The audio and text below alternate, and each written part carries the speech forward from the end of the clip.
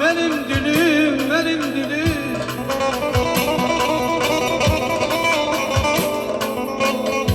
Doğrasan da dilim dilinmez, ana dilim ölen değil, özge bir dile çölen değil.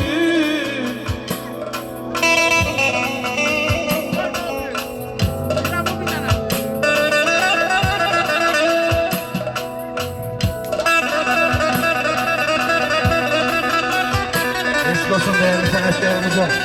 Canım, ay maşallah.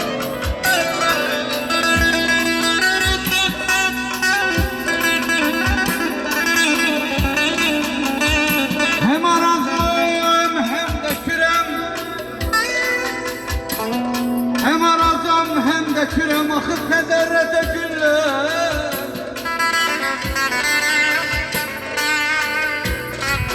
Dilime ilham ben de yellem,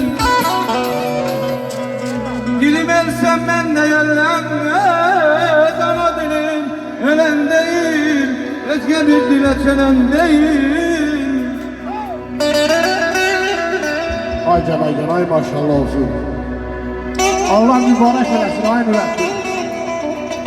Allah xoşbəxt eləsin inşallah. Vətən sənin torpağının qüdrətinə qurban olur.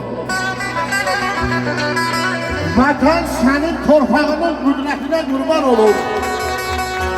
Mübarizin pəncərinin qeyrətinə qurban olur. Nurlu yolun, haqqın yolun.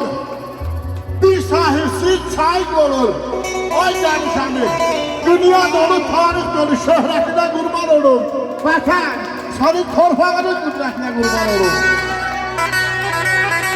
Dəxinə var sərvətində, hər dağında, hər düzündə, nəyin yoxdur yer üzündə, hikmətinə qurban olur. Vətən sənin torpağının qüdrətinə qurban olur. Ay müvəkkil, yaz arzulu, yaz ürəkli, düz çörəkli, düz çörəkli. Biz deyirik mən ürəkli, millətinə qurban olur. Vətən sənin torpağının qüdrətinə qurban olur. Ay divəri şəkər cəmatı, belə qeyrətinizə qurban olur. Allah sizi var eləsin. Can, eşk olsun.